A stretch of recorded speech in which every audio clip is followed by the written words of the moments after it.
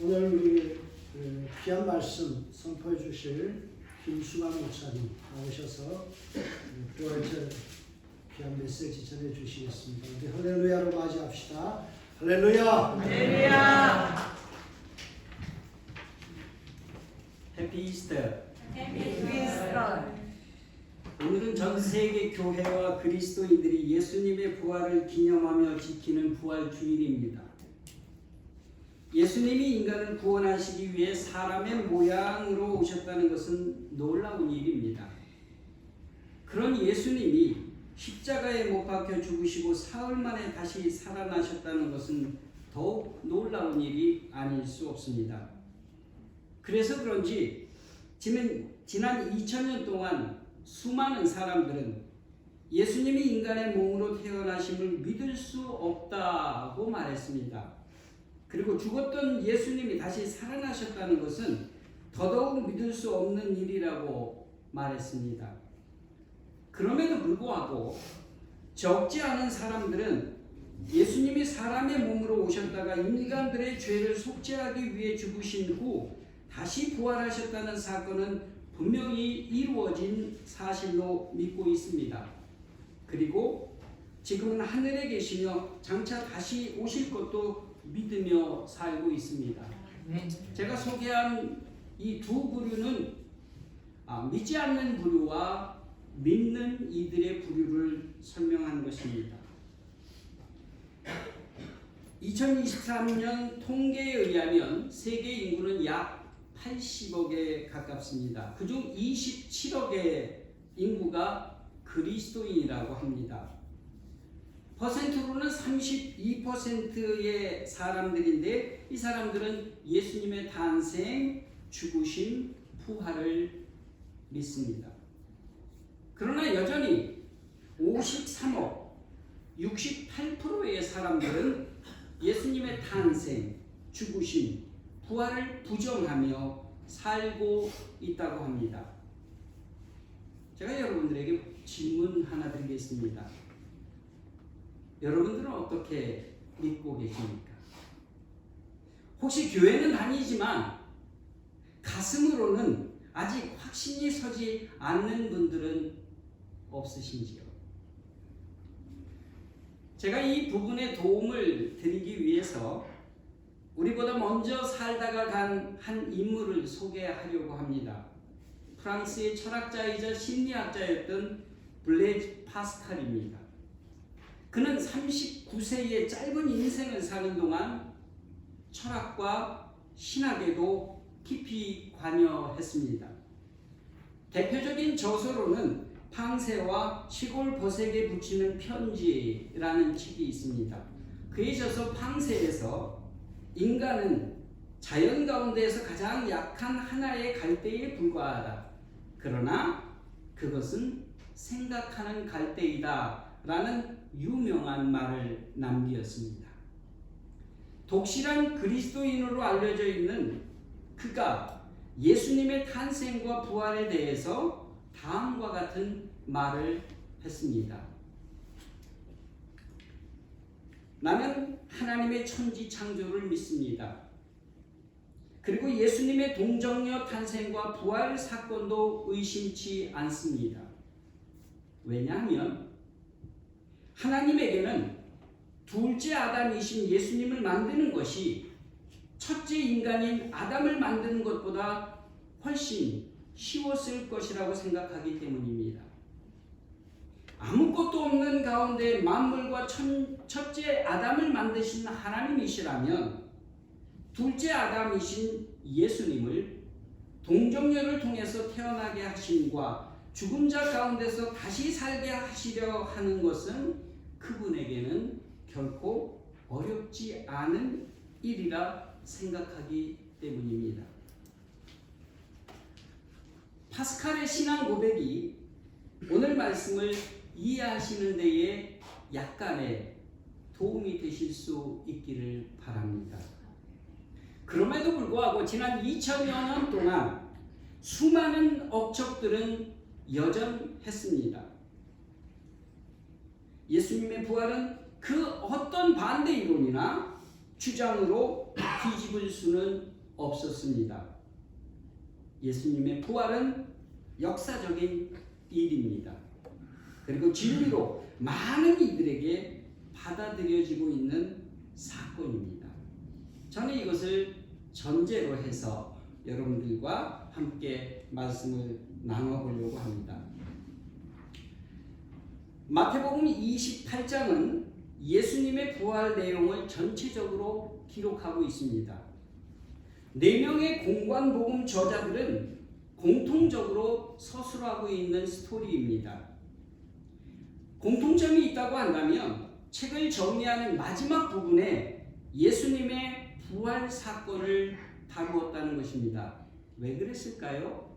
그것은 그만큼 의미가 있기 때문이라고 생각합니다. 4명의 저자 가운데 마태와 요한 둘은 예수님과 가깝게 느껴집니다. 반면에 누가와 마가는 바울과 가깝지 않았을까 생각해 보는 것입니다. 그렇다고 한다면 오늘 본문 마태복음은 부활 사건에 대해서 약간은 좀 더 정확한 사실성으로 쓰여지지 않았을까 저의 개인적 소견으로 추측해 보는 것입니다. 그렇기 때문에 공관복음 4장 가운데에 오늘 마태복음으로 제가 본문을 정한 이유입니다.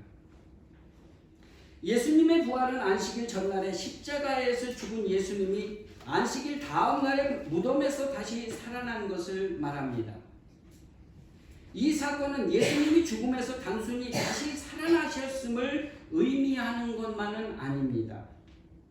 예수님의 죽음은 인간의 죄를 씻기 위한 것입니다. 그리고 예수님의 부활은 그런 인간의 죄와 죽음을 하나님이 친히 담당하시게 되었다는 것을 의미하는 것입니다.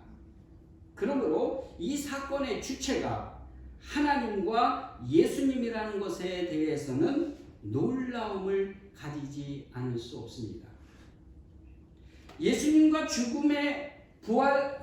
죽음과 부활은 우리와 하나님 사이의 중보자의 역할을 예수님이 친히 담당하시는 사건입니다. 예수님의 부활 후 인간들이 지은 죄를 회개하면 하나님과 화해하는 길을 가능케 만드시기 위하여 예수님이 친히 그 값을 치르셨다는 것입니다. 놀라운 사실은 인간들의 죄를 용서하시기 위해 하나님과 예수님이 죽음과 부활 사건으로 공동 작업을 이루셨다는 것입니다. 생각해 보면 얼마나 큰 은혜인지 모릅니다. 저는 오늘 말씀의 제목을 부활 후 영향력으로 정했습니다. 그리고 오늘을 살아가는 우리들에게 주신 영향력이 과연 무엇일까에 대해서 잠깐 생각을 해보려고 합니다. 그러면서 3가지로 은혜를 나누겠습니다. 예수님의 부활은 첫째, 우리에게 참 승리를 가져다 주셨습니다.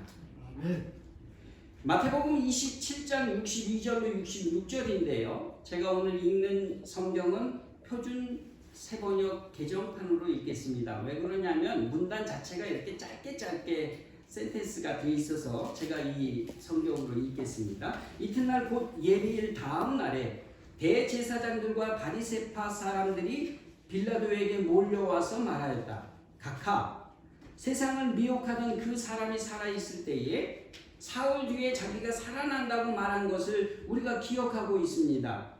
그러니 사흘째 되는 날까지는 무덤을 단단히 지키라고 명령해 주십시오. 혹시 그의 제자들이 와서 시체를 훔쳐가고서는 백성에게는 그가 죽은 사람 가운데 살아났다고 말할지도 모릅니다. 그렇게 되면 이번 속임수는 처음 것보다 더 나쁜 영향을 미칠 것입니다. 빌라도가 그들에게 말하였다. 경비병을 내줄 터이니 물러가서 제주껏 지켜보라. 그들은 물러가서 그 돌을 봉인하고 경비병을 두어서 무덤을 단단히 지켰다. 예수님이 십자가에서 죽으신 다음 날이었습니다. 종교 지도자들과 빌라도가 함께 모여 머리를 맞대고 모의합니다. 의제는 예수가 살아계실 때에 다시 살아난다는 말 때문입니다. 만약 그의 제자들이 예수 시체를 훔쳐가서 그가 다시 살아났다는 헛소문을 퍼뜨리면 어떡하냐였습니다. 그러면 많은 사람들이 더 유혹을 받을 터니 그러니 철저하게 우리가 예수의 무덤을 지키자는 것이었습니다. 이에 빌라도가 경비병에게 명령합니다. 예수 무덤 앞에 어느 누구도 얼씬거리지 못하도록 굳게 지킬 것을 말합니다.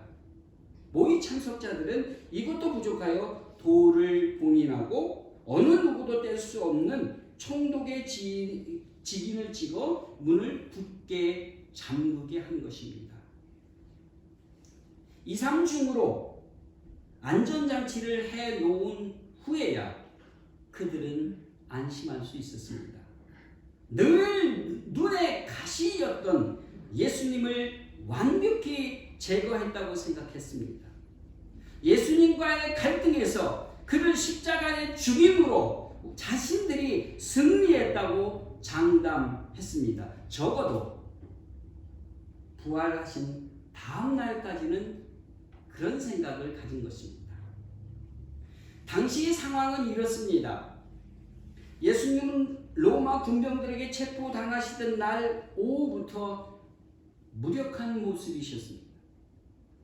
그들로부터 침뱉음을 당하고 채찍에 맞으셨습니다.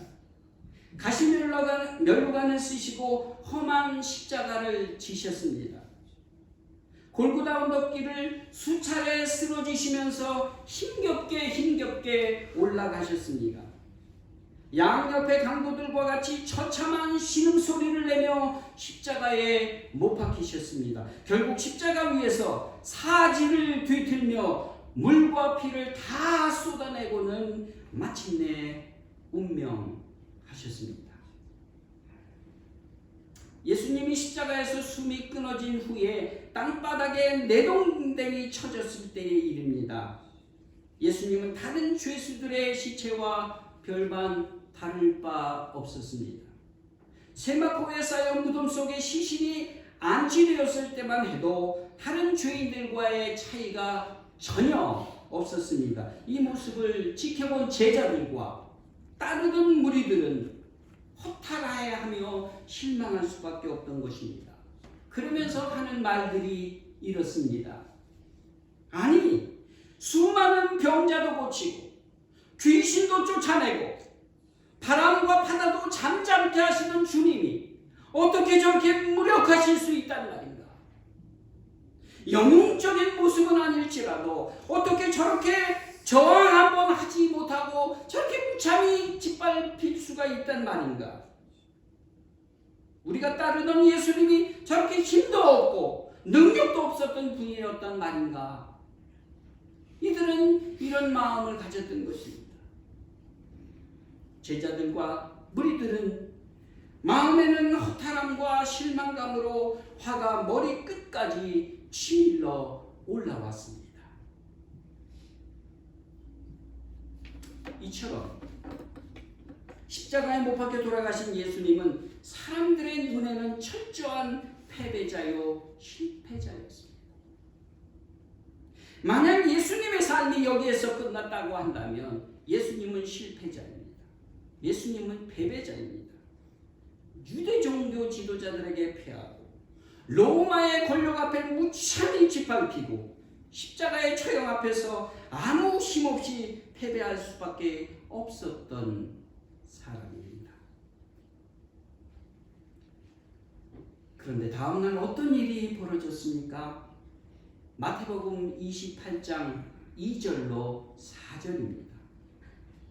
그런데 갑자기 큰 지진이 일어나 주님의 한 천사가 하늘에서 내려와 무덤에 다가서서 그 돌을 굴려내고 그 돌 위에 앉았다. 그 천사의 모습은 번개와 같았고 그의 옷은 눈과 같이 휘었다. 지키던 사람들은 천사를 보고 두려워서 떨었고 죽은 사람처럼 되었다. 우리네 계산 방법에 의하면 주일날 이른 아침 새벽 시간입니다. 큰 지진이 일어났고 천지가 진동했습니다. 예수님의 무덤을 막았던 큰 돌이 굴러졌습니다.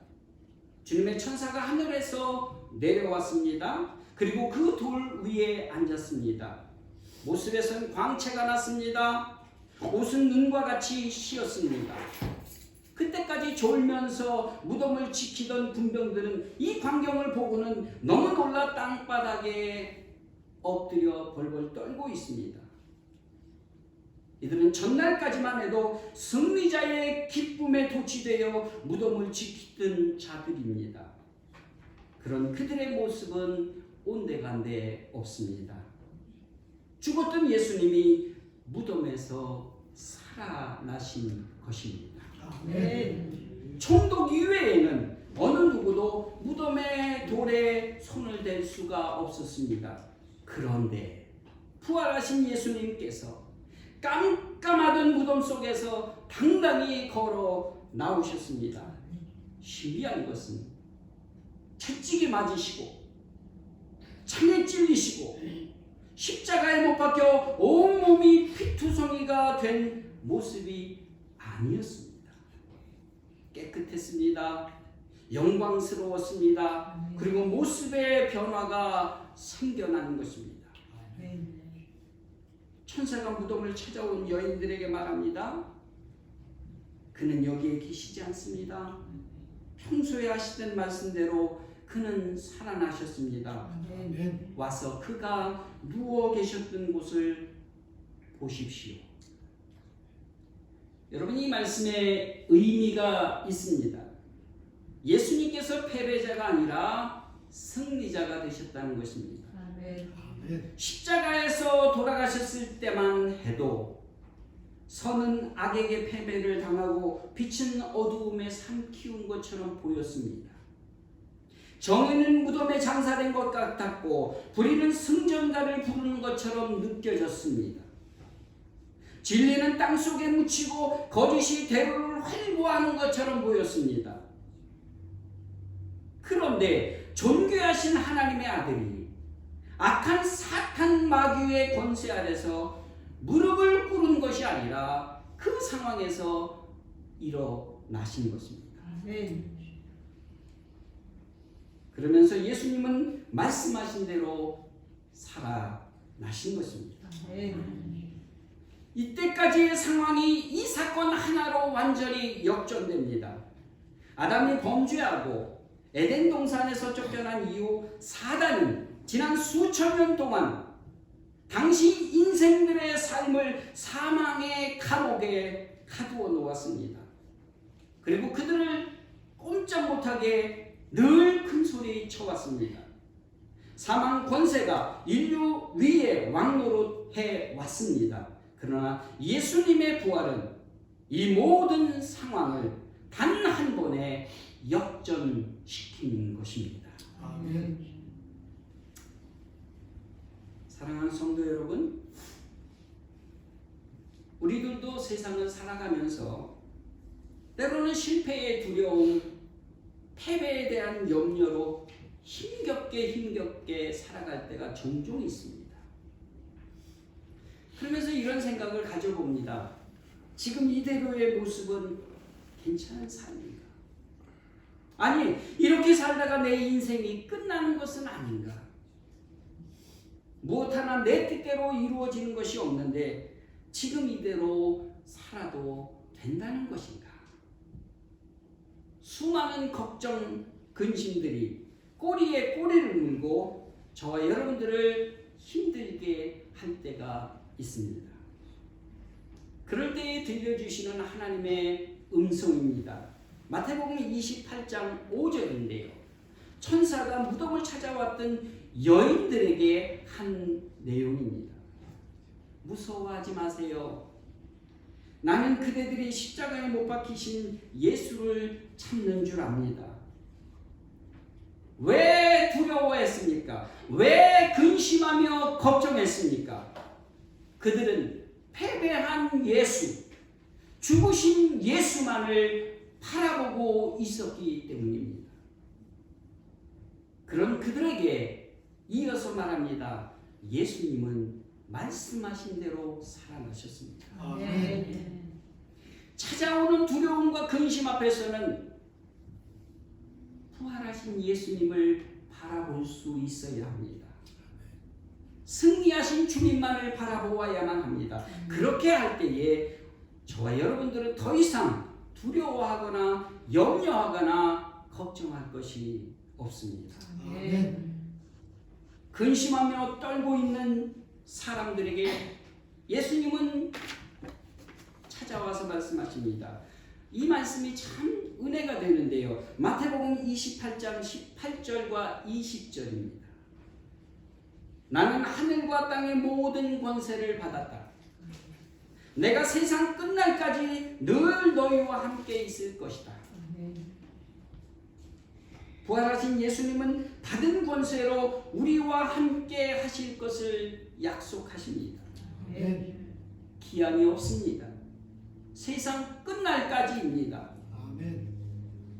넉넉히 이기는 참 승리의 삶을 살게 하시겠다고 말씀하신 것입니다. 아멘. 여러분 믿으시면 아멘 하시기 바랍니다. 아멘. 예수님의 부활은 둘째로 우리에게 약속의 말씀에 대한 보증이 되어 주십니다. 오늘 본문의 말씀이 짧지요. 6절 말씀을 한번 더 읽겠습니다. 그는 여기에 계시지 않습니다. 그가 말씀하신 대로 그는 살아나셨습니다. 와서 그가 누우셨던 것을 보십시오. 예수님께서 살아계실 때 여러 번 자신은 죽은 지 사흘 만에 다시 살아날 것을 약속하셨습니다. 그런데 약속대로 살아나신 것입니다. 예수님은 어떤 분입니까? 예수님은 우리가 믿고 신뢰할 수 있는 분입니다. 사람들은 많은 말들을 하고 공약들을 남발합니다. 뭐 한국이나 미국이나 지금 선거철이라 요새 아주 말잔치가 너무 성행하는데, 그러나 어떻습니까? 실제로 말한 대로 이루지 못하는 일들이 얼마나 많습니까? 여러분, 사람이 나빠서가 아닙니다. 사람이 거짓말장이라서도 아닙니다. 대개 말할 만큼의 능력이 그 사람에게 없기 때문입니다. 그것이 보통 인간들이 가진 한계라고 말할 수 있습니다. 그러나 예수님은 말씀하신 대로 약속을 지키신 분입니다. 다른 약속도 아니고 죽은 자 가운데서 다시 살아나게 될 것이라는 약속입니다. 지금까지 인류 역사 가운데에서 그 어느 누구도 장담하며 성취한 적이 없었던 약속이 죽었다가 살아나는 것입니다.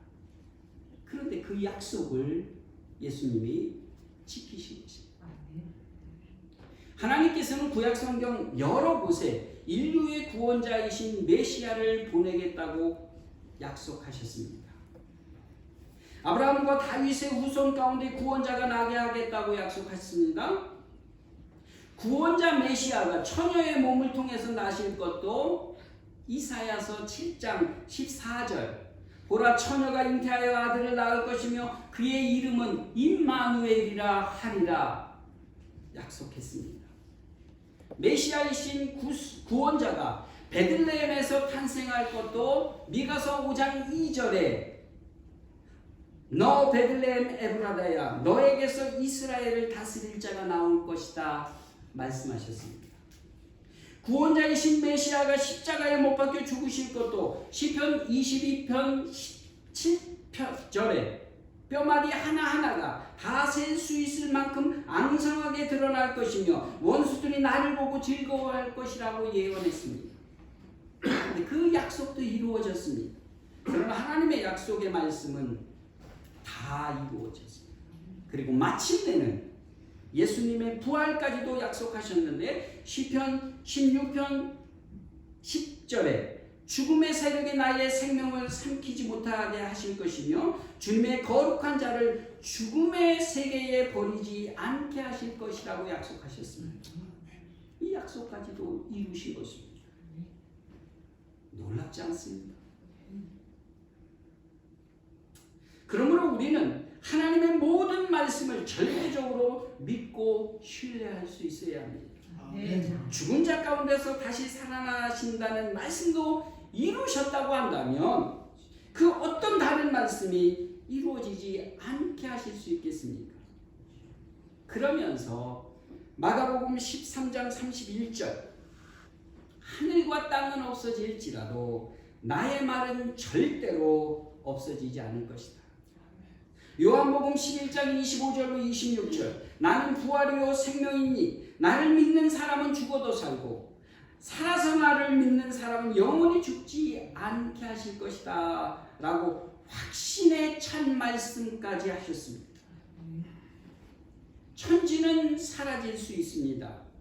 그러나 예수님의 말씀은 사라지지 않습니다. 나를 믿는 사람은 죽어도 살고 살아서 나를 믿는 사람은 영원한 하나님 나라에서 영생을 누리며 살게 하실 것이라고 약속하신 것입니다.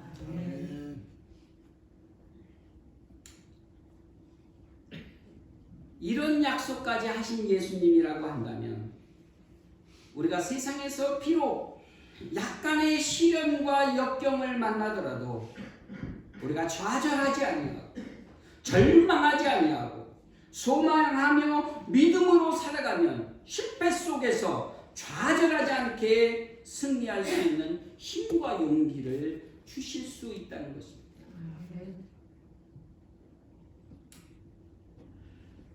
우리 주변에 믿지 않는 사람들은 종종 이런 말을 합니다. 예수님의 말씀만 붙들고 살아가는 당신들은 참 어리석은 사람들이야. 지금 세상이 어떤데? 근데 그런 속임수에 넘어가지 않으시길 바랍니다. 말씀대로 다시 살아나신 예수님의 말씀을 붙들고 사는 삶이 가장 지혜로운 사람입니다. 아멘. 주님의 말씀을 믿고 말씀을 통해 주신 소망을 붙들고 사는 인생이야말로 가장 안전한 삶입니다. 아멘. 그런 삶을 살아서 하나님께 영광을 돌리는 우리들의 삶이 되어야겠습니다. 아멘. 예수님의 부활은 셋째, 우리에게 새로운 사명을 부여하셨습니다. 죽음은 무엇입니까? 단절입니다. 죽음은 사랑하는 사람과의 단절입니다. 미래와의 단절이고 소망과의 단절입니다. 그렇기 때문에 사람들은 죽음 앞에서 슬퍼하고 절망하는 것입니다. 오늘 본문에 소개된 무덤을 향해 걸어가고 있던 여인들의 심정이 이랬습니다. 그들은 마음이 낙심됐습니다.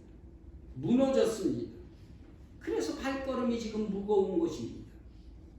마가다락방에 숨어있던 제자들도 그동안에 가졌던 모든 꿈과 비전과 소망이 다 사라졌습니다. 그들 내면에는 근심과 두려움으로 가득 차 있었습니다. 예수님께서 그동안 제자들을 부르시어 만민 구속 역사를 이루고자 하셨던 모든 일이 예수님의 죽음으로 인해 스톱된 것 같았습니다. 결국 숲으로 돌아갔다고 생각했습니다. 그러나 부활은 무엇입니까? 회복입니다. 부활은 사랑하는 사람과의 회복입니다. 미래와의 회복이고 소망과의 회복입니다. 결국 부활은 예수님의 사역의 회복이었습니다.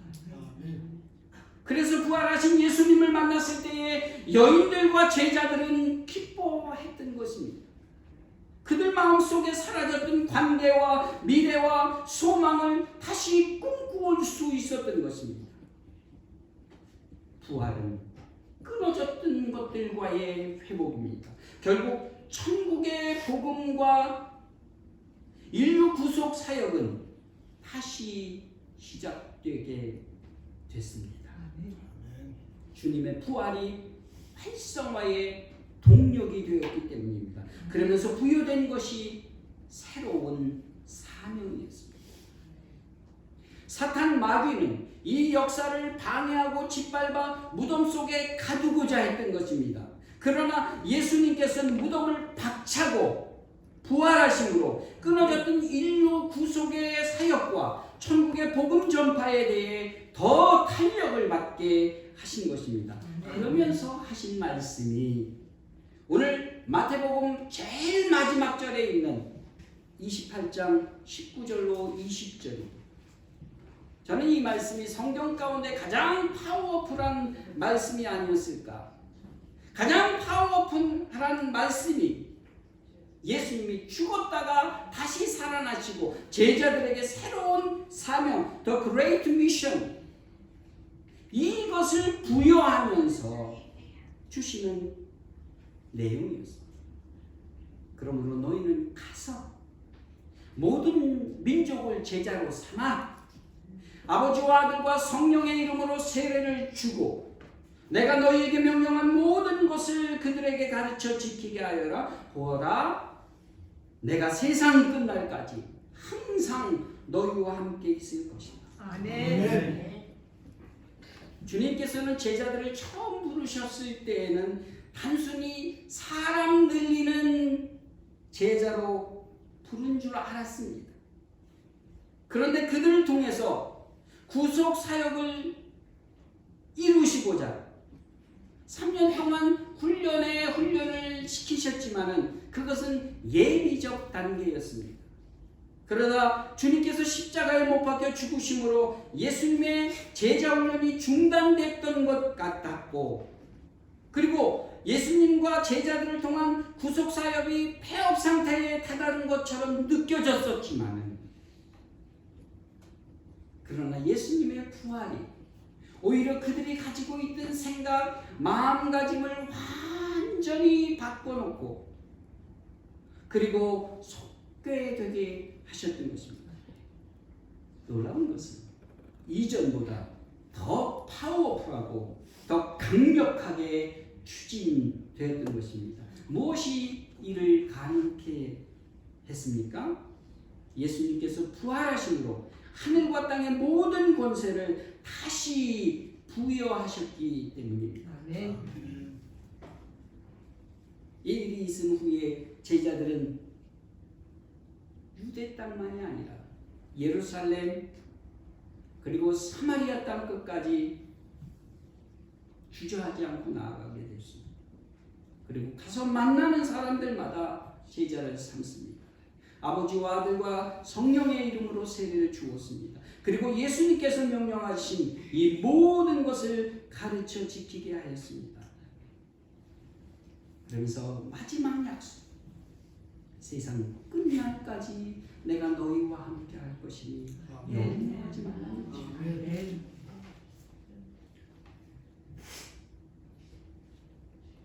제가 우리 담임 목사님한테 참 감사한 것이 있습니다. 1년의 부활주의, 성탄주일은 교회에서 가장 중요한 날입니다.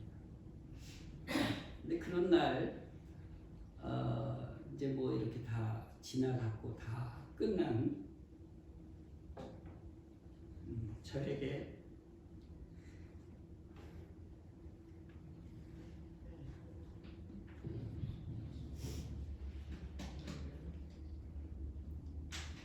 말씀을 전할 기회를 주셔서 너무 감사합니다.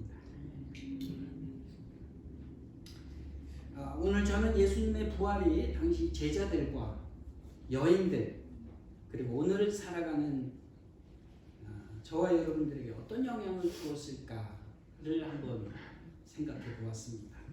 첫째는 비록 근심과 두려움 속에 있더라도 죽음에서 부활하신 예수님처럼 믿고 의지하면 참 승리를 얻을 수 있다는 말씀이었습니다. 둘째는 어떤 상황과 처지에 놓여 있다고 할지라도 예수님을 끝까지 신뢰하면 약속의 성취가 이루어질 수 있다는 것입니다. 이때 필요한 것은 주님만을 믿고 의지해야 한다는 것입니다. 마지막 셋째는 확실치 않던 제자들의 마음에 부활은 활성의 동력을 불러일으키는 힘이 되었다는 것입니다. 제자들은 살아남는 어부에서 모든 족속에게 복음을 전파케 하는 그러한 제자들로 거듭나게 하시는 것입니다.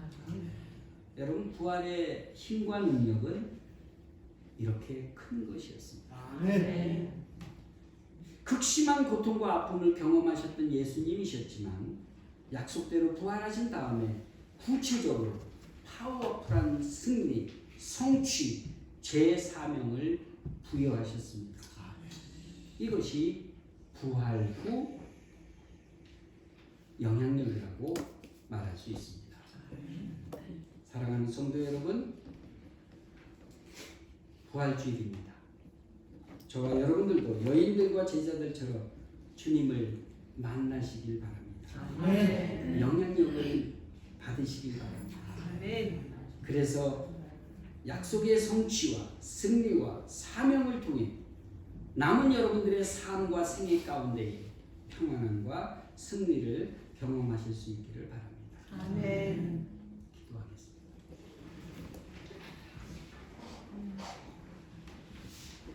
사망 권세를 이기시고 3일 만에 부활하신 주님 감사합니다. 예수님의 부활은 우리들에게 참 승리를 가져다 주셨습니다. 약속에 대한 참 보증을 보여주셨습니다. 그리고 새로운 사명이 무엇인지로 깨닫게 하셨습니다. 우리 또한 부름받은 자들로 부활 후 영향력을 힘입어 주님의 제자와 자녀로 살기를 원합니다. 함께해 주시옵소서. 예수님의 이름으로 기도합니다.